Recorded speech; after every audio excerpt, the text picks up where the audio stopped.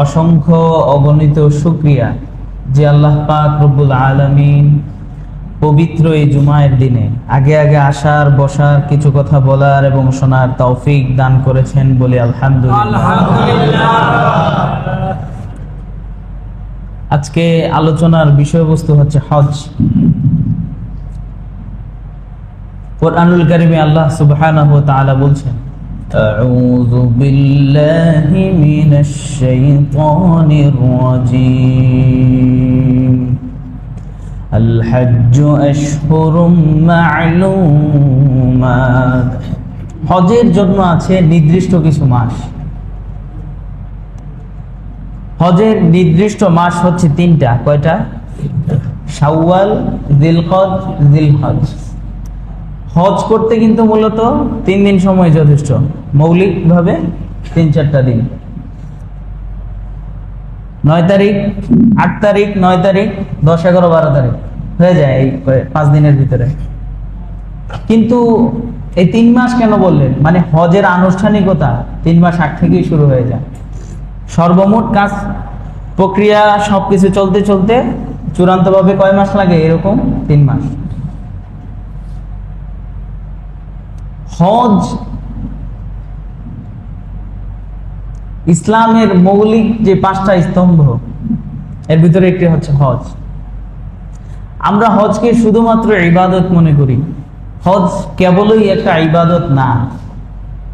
হজ হলো আল্লাহর সাথে বান্দার সম্পর্কের একটা চূড়ান্ত স্তর। হজ হচ্ছে প্রেমিক তার প্রিয়জনের কাছে যাওয়ার একটা সুন্দর মুহূর্ত। হজ হচ্ছে আশেক আর মাশুকের একটা চূড়ান্ত স্তর। হজ হচ্ছে আশেক আর মাশুকের এক অদম্য, এক অপূর্ব লীলা খেলা। হজের সাথে আমাদের আবেগ মিশে থাকে। এমন কোন নবী রাসূল নাই যে নবী রাসূল হজ করেন নাই। হযরত আদম আলাইহিস সালাম, উনার থেকে আল্লাহ পাক রব্বুল আলামিন শুরু করে জনাবে মুহাম্মদুর রাসূলুল্লাহ সাল্লাল্লাহু আলাইহি সাল্লাম পর্যন্ত সব নবী রাসূল এই কাবা শরীফকে তাওয়াফ করেছেন। আমরা মনে করি শুধু ইব্রাহিম আলাইহিস সালাম এই কাবা শরীফকে বানাইছে, না, ওনার আগেও কাবা শরীফ ছিল, কিন্তু এরকম ভাবে ছিল না, অন্যরকম ভাবে ছিল। হযরত নূহ আলাইহিস সালামের জমানায় যখন আল্লাহ পাক রব্বুল আলামিন গজব দিয়ে পুরো পৃথিবীকে প্লাবিত করলেন, পুরো পৃথিবীতে বন্যা দিয়ে দিলেন, ওই কিস্তি 40 দিন যাবত পর্যন্ত কাবা শরীফকে প্রদক্ষিণ করে ঘুরেছে। মানে এমন কোন নবী রাসূল ছিলেন না যিনারা কাবা শরীফকে কি করেন নাই? তাওয়াফ করেন নাই। সমস্ত নবী রাসূল তাওয়াফ করলেন। একটা মুমিন তার জন্মের পর থেকে মৃত্যু পর্যন্ত এই কাবার দিকে তাকায়া, এই কাবার দিকে মুখ ফিরায়া তার সকল ইবাদত করে। মুনাজাতে আল্লাহর দরবারে হাত উঠালে কাবার দিকে ফিরে হাত উঠায়। নামাজে দাঁড়ালে কাবার দিকে ফিরে দাঁড়ায়। সেজদা দিলে কাবার দিকে ফিরে সেজদা দেই। রুকুতে গেলে কাবার দিকে ফিরে রুকু দেই। সেজদায় কত আল্লাহর বান্দা চোখের পানি ফেলে কাবার দিকে ফিরে। মনেও তো চায় ওই ঘরটাকে একবার সচক্ষে দেখি। হৃদয়ের আশা ওই ঘরটাকে একবার সচক্ষে দেখা। এই জন্য হজ এটা শুধুই কেবল একটা ইবাদত না, এখানে আবেগ, ভালোবাসা, প্রণয়, হৃদয়ের ভাব, বহু কিছুই এখানে মিশ্রিত আছে, শামিল আছে। এজন্য আল্লাহ পাক রব্বুল আলামিন যাদেরকে আল্লাহর ঘর দেখার সৌভাগ্য দান করেছেন, তারা তো বারবার সেখানে যাইতে চায়। আর আমরা যারা দেখি নাই, আমাদেরও বারবার মন চায়, ইস, একটু যদি গিয়া দেখতে পারতাম, একবার যদি দেখতাম আল্লাহর ঘরটা কেমন। কি এমন ঘর, কালো একটা ফ্রেম বন্দি করা, ওইটার দিকে তাকাইলে দৈনিক 10টা, প্রত্যেক মুহূর্তে 10টা গুনাহ মাফ হয়, 10টা সওয়াব লেখা হয়। কি এক ঘর! পৃথিবীতে এমন কি আছে যে এটার দিকে দেখলে 10টা গুনাহ মাফ হবে আর 10টা নেকি লেখা হবে? কি কি এমন সৌভাগ্য আল্লাহ পাক আপনাদেরকে দান করছে যারা দেখছেন। আমরা যারা দেখি নাই, আল্লাহ পাক যেন আমাদেরকেও দেখার তৌফিক দান করেন। আজকে কাবা নিয়ে দুই একটি কথা বলবো, হজ সংক্রান্ত কিছু আলোচনা, যেহেতু হজের মাস চলতেছে এজন্য দুই একটি কথা বলতেই হয়। আপনাদের কাছে আমার আবদার, যারা আমরা এখনো হজ করতে পারি নাই, আমরা সব সময় যেন আমাদের দোয়াতে কাবাকে দেখার আরজিটা আল্লাহর কাছে পেশ করতে পারি। যদি আল্লাহ পাক দেখার সৌভাগ্যটা নাও দেয়, আল্লাহ সওয়াব দিয়ে দিবেন। আর যাদেরকে আল্লাহ দেখার সৌভাগ্য দান করছেন তাদের অবস্থা তো আমি বুঝি। আজ পর্যন্ত কাবায় গেছে, আসার পরে দ্বিতীয়বার বলে নাই যে আবার যাইতে মন চায়, এমন কোন লোক আপনি খুঁজে পাবেন না। কি আছে এমন, কি আছে এমন ওখানে বারবার যাইতে মন চায়? কি এমন কি আছে ওখানে? এটাই আল্লাহর প্রেম বান্দার সাথে, এক গভীর অন্তরায়, এক গভীর সম্পর্ক। যে না গেছে, যে সরাসরি না দেখছে, তারে ছাড়া আর দুনিয়ার কেউ বুঝবো না। আমিও বুঝতেছি না, হয়তো বলতেছি, কারণ আমি তো দেখি নাই। হাদিসে পড়ছি, কিতাবাদিতে পড়ছি, আল্লাহর আশেকরা তারা যে গেছে তাদের হৃদয়ের অনুভূতি গুলা শুধু পড়ছি। পইরেই যদি কাবার প্রতি এত আগ্রহ জাগে, যারা সরাসরি গেছে দেখছে তাদের আগ্রহটা কেমন? আল্লাহ পাক রব্বুল আলামিন বলছেন, আউযু বিল্লাহি মিনাশ শাইতানির রাজীম, ولله على الناس حج البيت من استطاع إليه سبيلا ولله على الناس حج البيت, মানুষের জন্য বাইতুল্লাহ শরীফে হজ করা আবশ্যক।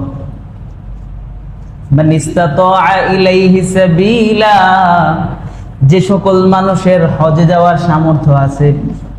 হজে যাওয়ার সামর্থ্য বলতে হজে নিজের খরচের অতিরিক্ত এই পরিমাণ সম্পদ আছে যার মাধ্যমে হজে যাইয়া এবং আসতে পারবে, এই পরিমাণ অর্থকরী থাকলে হজ ফরজ। বুঝতে পারলেন? কোরআনুল কারীমে আল্লাহ পাক রব্বুল আলামিন নামাজকে ফরজ করলেন আকিমুস সালাহ বলে, যাকাত ফরজ করলেন ওয়া আতুজ যাকাহ বলে, আর এখানে আল্লাহ পাক রব্বুল আলামিন হজ ফরজ করলেন ওয়ালিল্লাহি আলান নাস বলে। আলান নাস আই ওয়াজিবুন আলান নাস, মানুষের জন্য ফরজ, আবশ্যক। قال رسول الله صلى الله عليه وسلم يا أيها الناس فرض عليكم الحج فحجوا, তোমাদের উপর আল্লাহ পাক রব্বুল আলামিন হজ ফরজ করেছেন, সুতরাং তোমরা হজ করো। নবীজি কি বলছেন? তোমাদের উপর আল্লাহ হজ ফরজ করেছেন, সুতরাং তোমরা হজ করো। এক সাহাবী জিজ্ঞেস করলেন, ইয়া রাসূলুল্লাহ, প্রতি বছরে কি হজ করতে হবে? নবী বললেন না, জীবনে একবার হজ করলেই যথেষ্ট, হজের ফরজিয়ত আদায় হয়ে যাবে।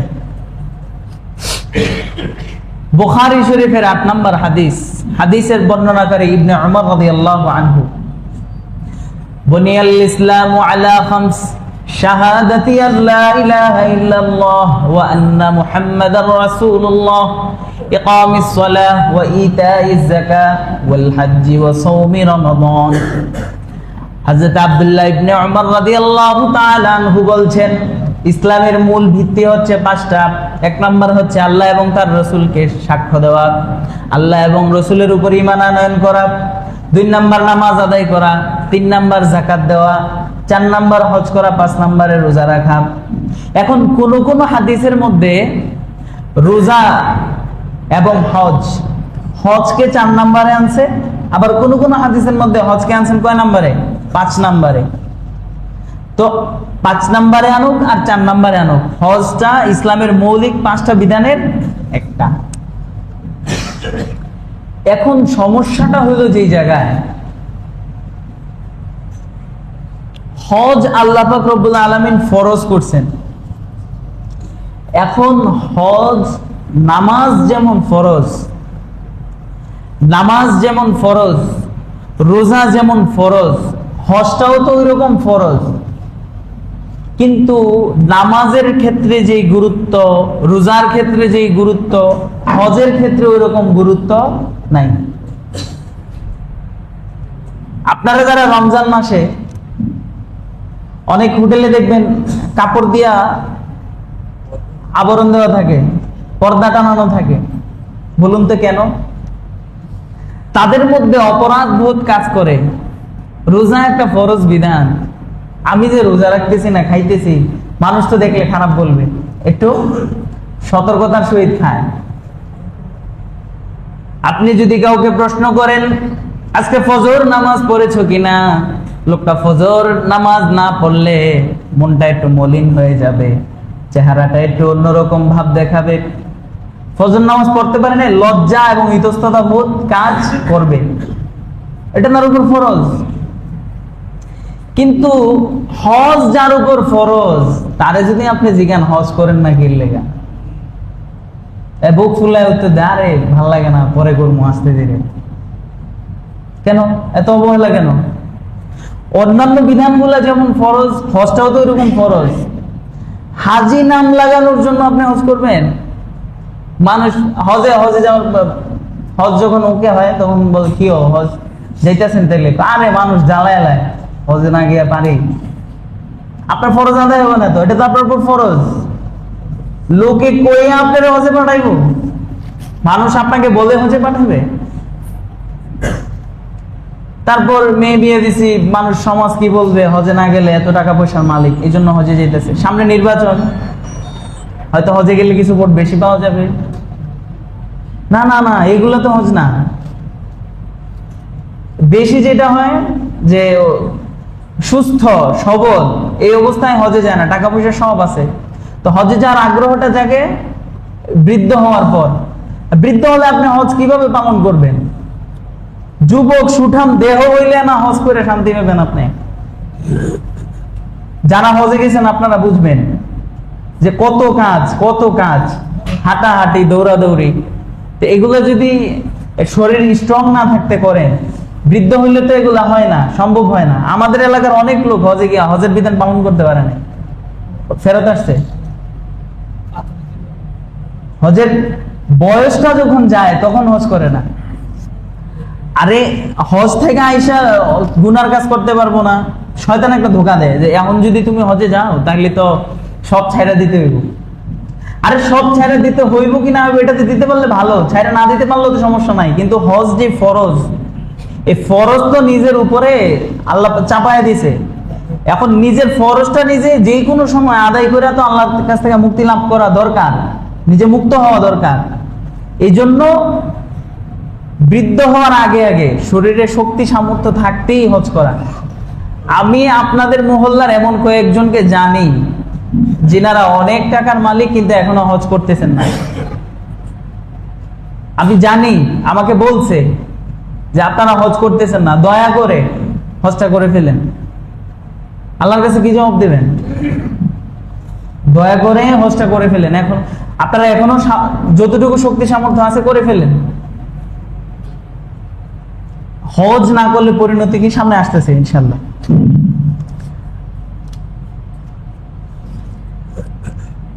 হজের ফজিলত যেই, এর মধ্যে সবচেয়ে বড় ফজিলত হচ্ছে বুখারী শরীফের 1521 নম্বর হাদিসের বর্ণনাকারী হযরত আবু হুরায়রা রাদিয়াল্লাহু তাআলা আনহু قال رسول الله صلى الله عليه وسلم من حج لله فلم يرفث ولم يفسق। নবী করিম সাল্লাল্লাহু আলাইহি ওয়াসাল্লাম বলেন, যিনি আল্লাহর জন্য হজ করবেন এবং সেই হজে গিয়ে কোনো গুনাহের কাজ করবে না, স্বামী স্ত্রী সুলভ কোনো আচরণও করবে না, রাজাকা ইয়াউমি ওয়ালাদাতহু উম্মু, সে হজ থেকে এমন ভাবে ফিরবে যেন নবজাতক শিশু তার মায়ের পেট থেকে সবেমাত্র ভূমিষ্ঠ হয়েছে। নবজাতক শিশু মায়ের পেট থেকে ভূমিষ্ঠ হলে তার কি কোনো গুনাহ থাকে কিনা? সবেমাত্র ভূমিষ্ঠ হলে তার যেমন গুনাহ থাকে না, যিনি আল্লাহর জন্য হজ করবে, যিনি আল্লাহর সন্তুষ্টির জন্য হজ করবেন এবং সেই হজে গিয়ে স্বামী স্ত্রী সুলভ কোনো আচরণ করবেন না এবং কোনো গুনাহ করবেন না, কারো জীবনে কোনো গুনাহ আল্লাহ পাক রাখবেন না, সবকিছু ছোট শিশুর মতো ক্ষমা করে দিবেন। অতএব ছোট শিশুর যেমন কোনো গুনাহ থাকে না, হাজিরও তেমন আর কোনো গুনাহ থাকবে না। এখন ফালাম ইয়াফসুক ওয়ালাম ইয়ারফুস, ইয়ারফুস যেটা সেটা তো করে না, হজে যাওয়ার পর স্বামী স্ত্রী সুলভ কোনো আচরণ করে না, এটা ঠিক, কিন্তু ফিস এটা তো হয়ে যায়, ফিস করে। এয়ারপোর্টে যাওয়ার পর থেকে শুরু করে দেয় ফিস, গুনাহের কথাবার্তা। ইমিগ্রেশন পাস হতে একটু সময় লাগলে ওই মুআল্লিম মনে হয় টাকা কম দিছে, বিমান আসতে লেট হইতেছে, বিমানের ফ্লাইট অনেক সময় চেঞ্জ হয়, সময় চেঞ্জ হয়, 10টায় ফ্লাইট হওয়ার কথা ছিল 12টায় হইতেছে, এই তো মুআল্লিমের গালি শুরু। আর এখানে তো মুআল্লিমের কোনো হাত নাই, মুআল্লিম মনে হয় টাকা কম দিছে, আমগতে ঠিকই টাকা নিছে কিন্তু এখানে এসে টাকা কম দিছে। এমন অনেক ব্যাপার স্যাপার আছে যেগুলো মুআল্লিমের সাথে কোনো সম্পৃক্ততাই নেই। বিদেশে গেছে তো সৌদি এয়ারলাইন্সে এয়ারপোর্টে নামার পরে ওখান থেকে রিসিভ করার জন্য সৌদি কোম্পানির সাথে বাংলাদেশের যারা ট্রাভেল এজেন্সিতে কাজ করে এজেন্সির সাথে সৌদি কোম্পানিগুলোর সাথে একটা চুক্তি হয়। তো অনেক সময় দেখা যায় গেছে শুক্রবারে, ওই দিন ওই কোম্পানি বন্ধ, তাহলে ওই দিনে গাড়ি আসতে দেরি হবে, এটাই স্বাভাবিক। এই তো মুআল্লিমরে গালিগালাজ শুরু করে দিতেছে। হোটেল হয়তো 3 কিলোমিটারের ভিতরে হওয়ার কথা 3.5 কিলোমিটারের মধ্যে হয়েছে, ওখানে আর হয় নাই কোম্পানির সাথে চুক্তি অনুযায়ী, চুক্তি ভঙ্গ করছে সৌদি কোম্পানি, কিন্তু বাংলাদেশের মুআল্লিমে গালিগালাজ হ্যাঁ নেই। আপনার হজটা হবে? গুনাহ ফিস স্বাভাবিক। এই মুআল্লিম একটু কাছ থেকে দূরে সরে গেলে এর গালাগালি শুরু করে দেয়। আমগোলাগা লোকেরা কইছে আমার কাছে, যারা হজে গেছেন তারা জানেন, আমি তো জানি না বাস্তবতা। হজে ঝগড়া হয়ে প্রচুর। আচ্ছা, কেন ফালাম ইয়ারফুস ওয়ালাম ইয়াফসুক, আল্লাহ এই হাদিসটা কেন রাসূল বইলা দিলেন? লক্ষ লক্ষ মানুষ আসবে, একজনের গায়ের উপরে আরেকজন পড়বে, একজনের পায়ে আরেকজনের পানা পড়বে, তখন তো গালিগালাজ শুরু করে দেব। শরীয়তের প্রত্যেকটা কথা যেটা যেখানে বলছে অবশ্যই এখানে বিশাল কোনো তাৎপর্য আছে, কোনো গভীর নিগূঢ় এখানে কোনো রহস্য আছে, এই কারণে শরীয়ত এই জিনিসটা বলছে। নাইলে তো বলার দরকার ছিল না যে সেখানে গিয়ে কোনো গুনাহের কথাবার্তা বইল না। যদি এই বিধান না দিত তাহলে হাজিরা পিটাপিটি করে হজ বন্ধ হয়ে যেত। এখন একজনের ধাক্কায় আরেকজনে গিয়ে হাজরা আসওয়াদ চুমা দিতে যায় না, হাজরা আসওয়াদ চুমা দেওয়ার জন্য তো এরকম বিধান নাই শরীয়তে। যদি স্বাভাবিক থাকে অবস্থা, যদি অবস্থা স্বাভাবিক থাকে, ধাক্কা ধাক্কি করে গিয়ে হাজরা আসওয়াদ চুমা দিতে বলে না তো শরীয়ত, তবুও মানুষ ডিঙ্গে গিয়ে নিজের জানের উপর রিস্ক নিয়ে গিয়ে হাজরা আসওয়াদ চুমা দেয়। তো গুনাহের কোনো ব্যাপার স্যাপার যেন হজে গিয়া না ঘটে, ওখানে গিয়ে গালিগালাজ যেন না দেয়, গিবাহ যেন না হয়, গীবত যেন না করি, এগুলো খুব গুরুত্বপূর্ণ বিষয়। এজন্য দুটি বিষয় না থাকতে হবে। আল্লাহর জন্য, আল্লাহর সন্তুষ্টির জন্য হজ করবে, স্বামী স্ত্রী সুলভ কোনো আচরণ করা যাবে না, কোনো গুনাহের কাজ, কোনো গুনাহের কথাবার্তা বলাও যাবে না।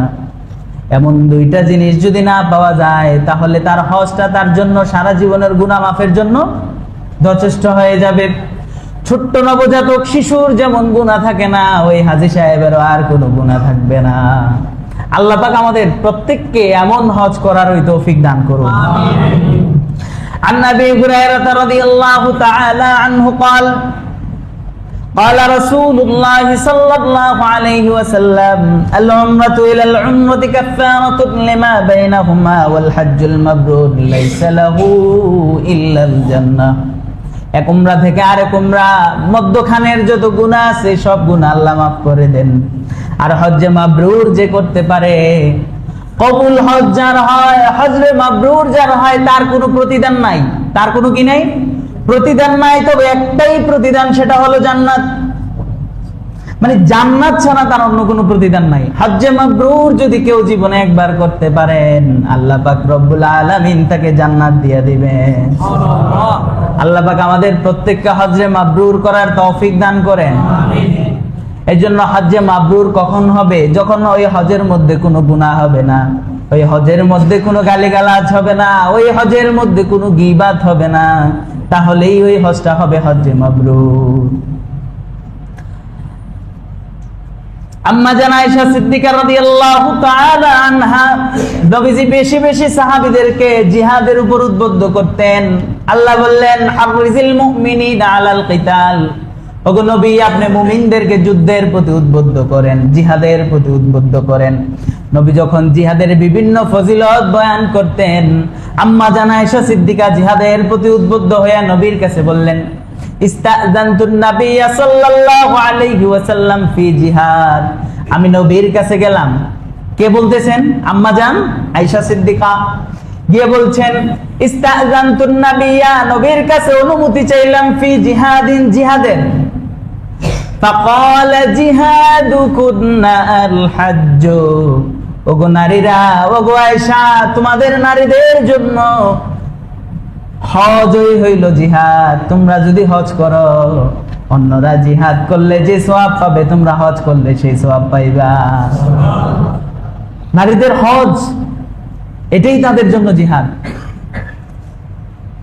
অন্য আরেক হাদিসে এটাও আবু হুরায়রা রাদিয়াল্লাহু তাআলা আনহু বর্ণনা করছেন, সুইলা রাসূলুল্লাহ সাল্লাল্লাহু আলাইহি ওয়াসাল্লাম, কেউ একজন এসে নবীকে জিজ্ঞেস করলেন, ইয়া রাসূলুল্লাহ আইয়ুল ইসলামি আফজাল, ইসলামের সবচেয়ে আইয়ুল আমালি আফজাল, ইসলামের কোন আমলটা বেশি উত্তম?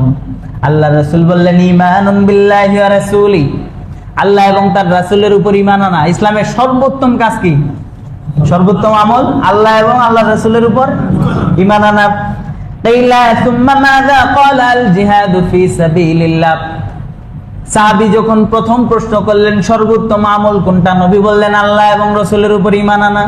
তিনি আবার প্রশ্ন করলেন, ইয়া রাসূলুল্লাহ তারপরে কোন আমল সবচেয়ে উত্তম? সুম্মা মাযা, আল্লাহর রাসূল বললেন আল জিহাদু ফি সাবিলিল্লাহ, আল্লাহর রাস্তায় জিহাদ করা হচ্ছে সর্বোত্তম আমল। সাহাবী তারপরে প্রশ্ন করলেন, সুম্মা মাযা, এরপরে সবচেয়ে শ্রেষ্ঠ আমল কি? আল্লাহর রাসূল বললেন আল হজ্জুল মাবরুর, এরপরে সর্বশ্রেষ্ঠ আমল কোনটা? হজ্জে মাবরুর, কবুল হজ। তাইলে হজ ইসলামের সবচেয়ে গুরুত্বপূর্ণ আমল সমূহের একটি শ্রেষ্ঠ আমল। عن عبد الله بن مسعود رضي الله تعالى عنه قال قال رسول الله صلى الله عليه وسلم تابعوا بين الحج والعمرة تابعوا بين الحج والعمرة, তোমরা উমরার পরে হজ মানে হজ্জে তামাত্তু করো, হজ্জে কিরান করো, মানে উমরার পরে হজ করো, উমরার পরে হজ এবং হজের পরে উমরা দুটোটাই করো। فإنهما ينفيان الفقر والذنوب كما ينفي الكير خبث الحديد, তোমরা যদি হজের পরে উমরা করো অথবা উমরার পরে হজ করো, মানে হজ এবং উমরা ধারাবাহিক ভাবে করতে থাকো, তাহলে তোমাদের দুইটা লাভ। কয়টা? এক নাম্বার হচ্ছে দারিদ্রতা দূর হয়ে যাবে, দুই নাম্বার হচ্ছে গুনাহ মাফ হয়ে যাবে। কিভাবে গুনাহ মাফ হবে? ওই কামার যেমন লোহা থেকে ঝং দূর করে, কামার যখন লোহা থেকে ঝং দূর করে তখন লোহার মধ্যে যেমন আর কোনো ঝং থাকে না, যে ব্যক্তি হজ এবং উমরা করবে তার জীবনে দারিদ্রতার গুনাহ কখনো থাকবে না। তাহলে হজ করলে দুইটা লাভ।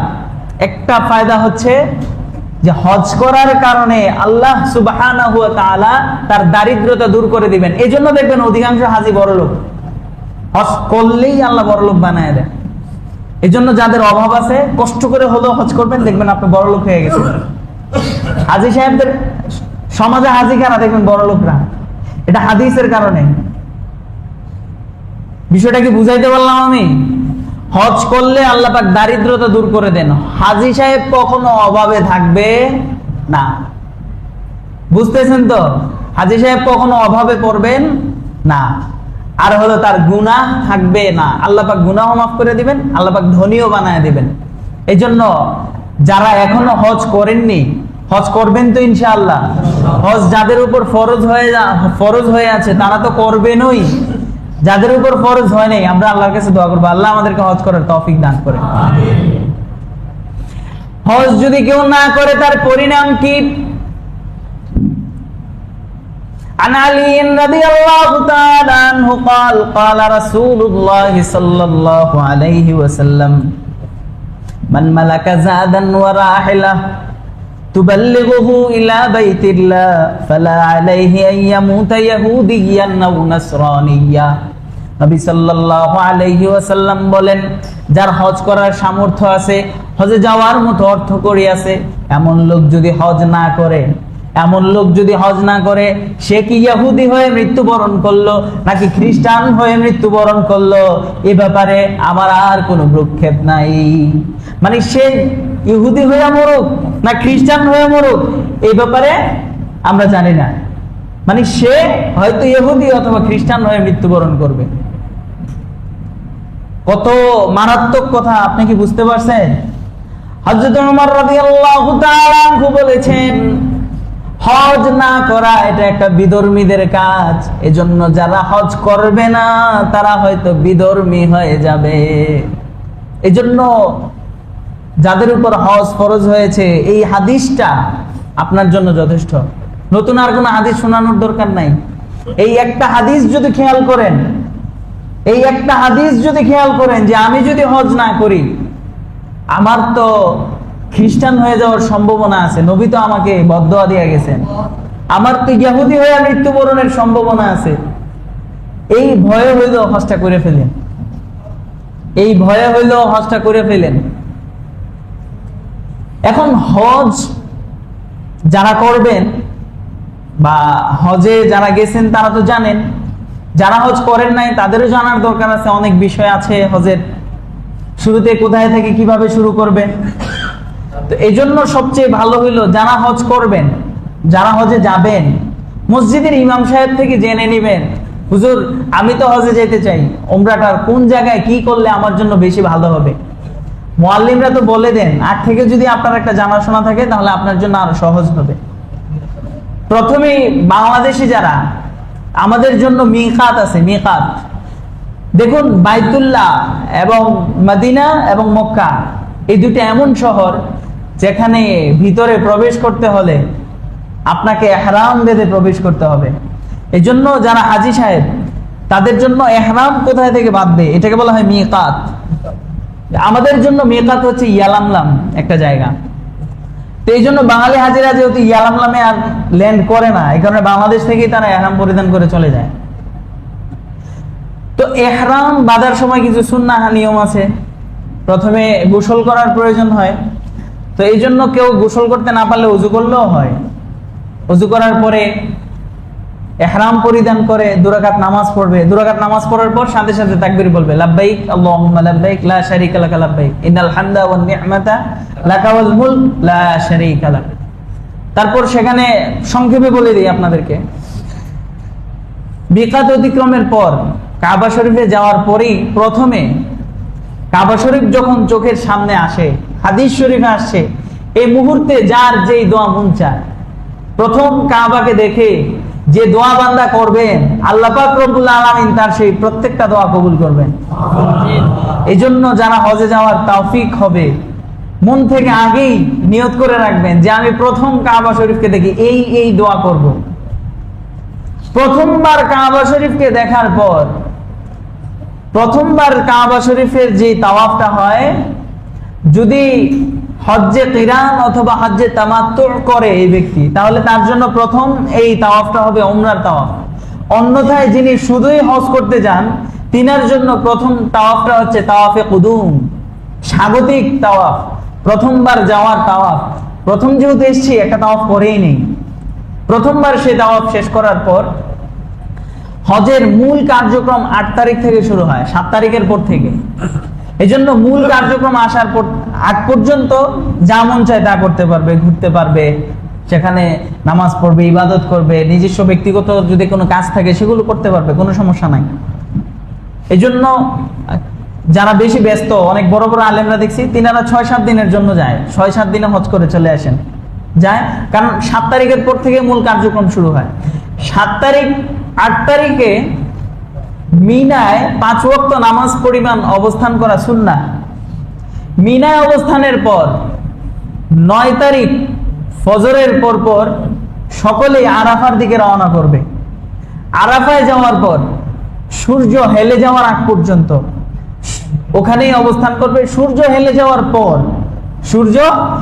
যাওয়ার পর এক আজান এবং 2 ইকামতের মাধ্যমে 2 ওয়াক্ত নামাজ একসাথে আদায় করবে। আসরের নামাজটা জোহরের সময় কি করবে? আদায় করবে। এটা হজের বিধান। খতিব সাহেব খুতবা দিবেন, সেখানে যিনি আরাফার যিনি খতিব থাকেন তিনি খুতবা দিবেন। হজের বিভিন্ন বিষয়াদি নিয়ে সেই খুতবাতে তিনি আলোচনা করবেন। এটা সুন্নাহ, খুতবায় আলোচনা করা হজের বিধান নিয়ে। তারপর আরাফা এমন একটা জায়গা, হজের ফরজ হলো সর্বমোট 3টা। মূল ফরজ কয়টা হজের? 3টা। ইহরাম বাঁধা, আরাফায় অবস্থান করা, তারপরে হচ্ছে জিয়ারত, তাওয়াফে জিয়ারত বলা হয় এটাকে। তাওয়াফ হয় 6 ধরনের। তাওয়াফ হয় কয় ধরনের? 6 ধরনের। তাওয়াফে কুদুম আছে, তাওয়াফে বিদা আছে, ঠিক আছে, নফল তাওয়াফ আছে, মান্নতের তাওয়াফ আছে, আর এই তাওয়াফে বলা হয় তাওয়াফে জিয়ারা। এই তাওয়াফে জিয়ারাটা হচ্ছে ফরজ। তো আরাফায় অবস্থানের পর আরাফায় 1 মুহূর্তের জন্য, যদি ওই দিনে 9 তারিখে কেউ 2 সেকেন্ডের জন্য আরাফায় অবস্থান করতে পারে, তাহলে তার ফরজিয়াত, যে ফরজ, এটা আদায় হয়ে যাবে। আরাফায় অবস্থানের পর রওনা করবে মুজদালিফার দিকে। রওনা করবে কোন দিকে? মুজদালিফায়। মুজদালিফায় রওনা করে মুজদালিফায় পৌঁছার পর মাগরিব এবং ইশারের নামাজ একসাথে আদায় করবে। অনেক সময় মুজদালিফায় যেতে রাত্রে 1টাও বেজে যায়, 2টাও বেজে যায়। আপনারা যারা হজে গেছেন জানেন। তো ওখানে গিয়া 2 ওয়াক্তের নামাজ একসাথে আদায় করবে, 1 আজান এবং 2 ইকামতের মাধ্যমে। মুজদালিফায় পৌঁছার পর মুজদালিফায় সুবহে সাদেকের পর থেকে সূর্য উদয়ের আগ পর্যন্ত 1 মুহূর্তের জন্য মুজদালিফায় অবস্থান করা ওয়াজিব। এবং মুজদালিফা থেকেই ছোট ছোট কঙ্কর 72টার মতো সংগ্রহ করতে হয়। এই কঙ্করগুলো সংগ্রহ করার পর 10 তারিখে বড় শয়তানকে পাথর নিক্ষেপ করার জন্য যাওয়া হয়। সেখানে 7টা পাথর নিক্ষেপ করবে। 7টা পাথর নিক্ষেপ করার পর এবার হচ্ছে তার উমরা, জিয়ারত। এই জিয়ারত যেটা করবে এটাকে বলা হয় তাওয়াফে জিয়ারা। এই তাওয়াফে জিয়ারা এই 3 দিনের ভিতরে করতে হবে। তাওয়াফে জিয়ারা 10, 11, 12 এই 3 দিনের ভিতরেই করতে হবে। এখন তাওয়াফে জিয়ারা যে করতে আসবেন, তিনি যদি প্রথমবার যে তাওয়াফে কুদুম করেছিল সেখানে যদি সাফা মারওয়া সাই করে থাকে, সাফা মারওয়া সাই, সাফা মারওয়া 2টা পাহাড়, সাফা এবং মারওয়া। এখন এই পাহাড়ের অস্তিত্ব নাই, ওখানে এখন সবুজ বাতি জ্বালানো আছে ওই জায়গাটাতে। সাফা মারওয়ার ওই অংশে সাই করার সময় পুরুষ দৌড়ে দৌড়ে হাঁটবে, নারীরাও সেখানে দৌড়ে দৌড়ে হাঁটবে সবুজ অংশটাতে। কারণ এখানে মা হাজারা তিনার সন্তান ইসমাইলের জন্য দৌড়ে দৌড়ে পানি খুঁজেছিলেন। এজন্য সেই সুন্নাহ আল্লাহ পাক রব্বুল আলামিন কিয়ামত পর্যন্ত সকলের জন্য দিয়ে দিলেন যে এটা তোমরা সবাই পালন করো।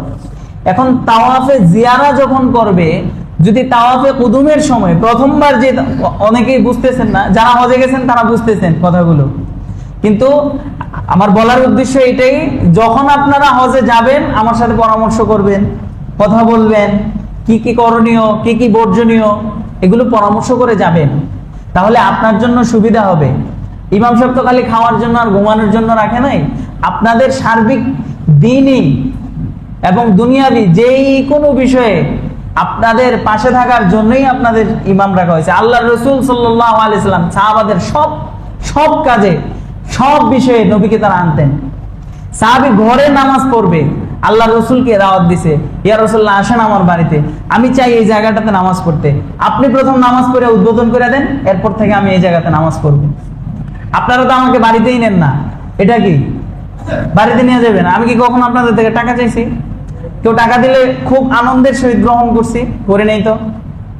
আমি তো টাকা দিলে অপছন্দ করি, টাকার দরকার নাই তো। সাহাবায়ে কেরাম এবং রসুলের সাথে যে সম্পর্ক ছিল, আমি চাই সেই সম্পর্ক হোক। আপনারা সেই রসুলকে ফলো করেন, সাহাবাদেরকে ফলো করেন, তাদের সাথে রসুলের কি সম্পর্ক ছিল, ইমামের সাথে মুসল্লির সম্পর্ক কেমন হওয়া উচিত, ওই রকম সম্পর্ক হওয়া চাই। টাকা পয়সার বিনিময়ে সম্পর্ক, এটা সুন্দর না। সম্পর্কটা হৃদয় দিয়ে হওয়া চাই, হৃদয়ের সম্পর্ক হোক। এই জন্য যে কোনো প্রয়োজনে, আলহামদুলিল্লাহ আপনাদের অসুস্থ হইলে অনেকেই আসে। এই যে অনেকেই না থাক এটা বলি না। তো এখন হজে যাওয়ার সময় হজের এই কার্যাবলী, হজের এই সকল বিষয়াদি ইমাম সাহেব থেকে জেনে নেবেন, তারপরে আপনার হজটা সুন্দর হবে। কিভাবে হজ করলে আপনার হজের অনেক বই পাওয়া যায় এই মোটা মোটা, আরে এত বিষয় আপনি পড়বেন কিভাবে, মনে রাখবেন কিভাবে? আমাদের থেকে 2 কথায় জেনে নেবেন, অল্প কথায়, তাহলে আমরা সহজে জিনিসটা আপনি বুঝে যাবেন, আমিও সহজে বুঝাইতে পারবো। তো সেখানে তাওয়াফে জিয়ারা শেষ করার পর সর্বশেষ একটা তাওয়াফ আছে, সেটা হচ্ছে তাওয়াফে বিদা। তাওয়াফে বিদাও ফরজ, বিদায়ী তাওয়াফ, এটাকে বলা হয় বিদায়ী তাওয়াফ। এখন বিদায়ী তাওয়াফের পরে মদিনায় যাওয়া নিয়ে, এটা নিয়ে আবার হুজুরদের মধ্যে ইখতিলাফ হয়ে গেছে। কেউ কেউ বলেন মদিনায় যাওয়ার দরকার নাই। আহলুল হাদিস যারা আছে অথবা সালাফি মানহাজের সালাফি উলামায়ে কেরাম যারা আছেন, তিনারা বলেন মদিনায় যাওয়ার আর দরকার নাই। কিন্তু আমরা যারা আহলুস সুন্নাহ ওয়াল জামাআহ, নবীজির আশিক, নবীকে যারা ভালোবাসি, আমরা বলি যে না, মদিনায়ও যাও, মদিনায়ও যেতে হবে, রাসূলের রওজায় গিয়া নবীকে সালাম দাও। এমন বহুত আল্লাহর ওলি ছিলেন, বহুত আল্লাহর আশিক ছিলেন, তারা আল্লাহর রসুলের প্রেমে মগ্ন হয়ে গেছিলেন। আল্লাহর রসুলকে এই পরিমাণ ভালোবাসতেন যে স্বপ্নে দেখাইছে আল্লাহর রসুল যে অমুক প্রেমিক আমার কাছে আসতেছে, সে যদি আসে আমি তো জিন্দা নবী কবরে, আমি হয়তো কবর থেকে উঠে যাওয়া লাগবে, তোমরা তাকে বন্দি করে রাখো। পরে মদিনায় যিনি গভর্নর ছিলেন, তিনি ওই আল্লাহর ওলিকে বন্দি করে ফালায় রাখছে, নবীজির রওজার কাছে যাইতে দেয় নাই। নবীজির সাথে তাদের মহাব্বত, তাদের ভালোবাসা কি পরিমাণ বেশি ছিল, তারা পৃষ্ঠাকে পৃষ্ঠা কবিতা লিখে নিয়ে যেতেন নবীর রওজার পাশে পড়ার জন্য। নবীকে শোনাবো, নবীকে কতটা ভালোবাসি, নবীকে গিয়ে সরাসরি বলবো, নবী তো শুনেন সরাসরি। আমরা এই বিশ্বাস করি, কিন্তু ওই সালাফি আহলুল হাদিস তারা এগুলো বিশ্বাস করে না। কি নবী আবার জিন্দা থাকবো গিরলে কবরে, নবী শুনবো গিরলে গা, যৌক্তিক অনেক কিছু দাঁড় করায়। আরে এখানে যুক্তির কিছু নাই তো রে ভাই, এখানে যুক্তির কিছু নাই, এখানে হচ্ছে আবেগ, রসুলের সাথে প্রেম, রসুলের সাথে উম্মাহের ভালোবাসা। রসুল উম্মতের জন্য কি পরিমাণ কষ্ট করছেন, কি পরিমাণ মেহনত করছেন, কি পরিমাণ উম্মতকে ভালোবাসছেন, উম্মতরাও নবীকে ওই পরিমাণ ভালোবাসে, নবীকে গিয়া সরাসরি সালাম দিতে চায়। এই জন্য আমরা যারা আহলুস সুন্নাহ ওয়াল জামাআতের অনুসারী, আমরা মদিনায় যাওয়াকে ওয়াজিব মনে করি, আবশ্যক মনে করি, কিন্তু তিনারা এটাকে মনে করেন না। আমাদের মাঝেও অনেকে মাঝামাঝি পর্যায়ের অবস্থান করেন, যে তারা এটাও বলেন না আবার ওটাও বলেন না। তো এই নিয়ে অনেক ইখতিলাফ আছে, আপনাদের সেদিকে যাওয়ার দরকার নাই। শুধু এটা জানেন যে মদিনা রসুল যেখানে আছে, ওনার ওখানে যাওয়া কতটুকু গুরুত্বপূর্ণ এটা নিজে অন্তর দিয়ে অনুভব করেন, তাহলে আর মাসআলার দরকার হবে না। আল্লাহ আমাদের প্রত্যেককে মক্কা এবং মদিনা এই 2 জায়গায় জিয়ারতের তৌফিক দান করেন। সর্বশেষ এক মাজজুবের একটা শের আপনাদেরকে শোনায় আজকের বয়ান এখানেই শেষ করছি। না আমেরিকা না লন্ডন সে উলফত, হামে মস্তে মদিনা কর খুদায়া, না জার্মা সে না জাফা সে হু নিসবত, হামে উশাকে কাবা কর খুদায়া। সকলে বলেন আমিন। ওয়া আখিরু দাওয়ানা আলহামদুলিল্লাহি রাব্বিল আলামিন।